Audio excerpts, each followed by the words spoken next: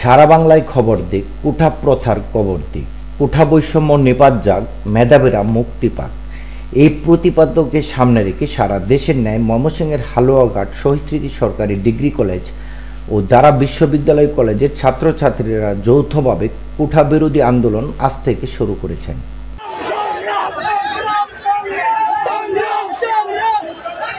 বাংলাদেশের সরকারি চাকরিতে কোটা পদ্ধতি সংস্কার ও আন্দোলনকারীদের উপর হামলা, নিহত ছাত্রদের বিচার দাবিতে শিক্ষার্থীরা সড়কে নেমে এসেছে।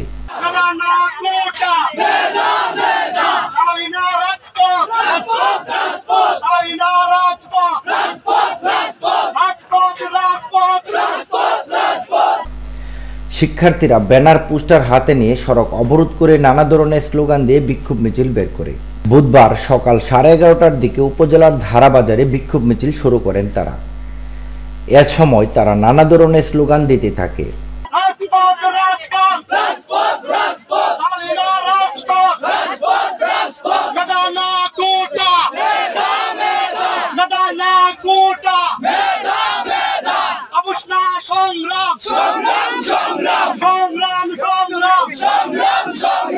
যৌক্তিক কোঠা সংস্কার না করা পর্যন্ত তারা সড়কেই থাকবে, দাবি আদায় না হওয়া পর্যন্ত গড়ে ফিরবে না বলে জানান। সড়ক অবরোধ চলাকালীন সময়ে বিভিন্ন প্রতিষ্ঠান থেকে আগত শিক্ষার্থীরা বলেন, আমরা মেধা দিয়ে সমাজ গড়তে চাই। মাননীয় প্রধানমন্ত্রী আমাদের যৌক্তিক দাবিগুলো না শুনেই সকল শিক্ষার্থীদের রাজাকার বলে আখ্যায়িত করে দিলেন। সারা দেশে কোঠা সংস্কারপন্থী 6 জন নিরপরাধ ভাই মারা গেছেন, তাদের তো কোনো দোষ নেই।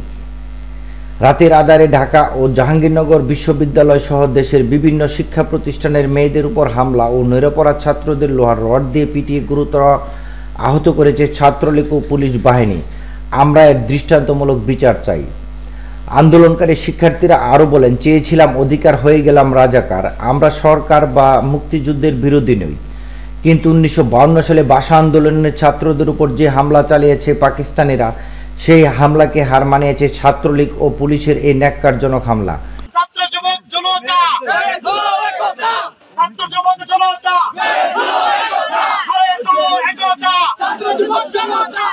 সরকার আমাদের দাবি না মানা পর্যন্ত কেন্দ্রীয় কর্মসূচি মোতাবেক আমরা আমাদের আন্দোলন চালিয়ে যাব।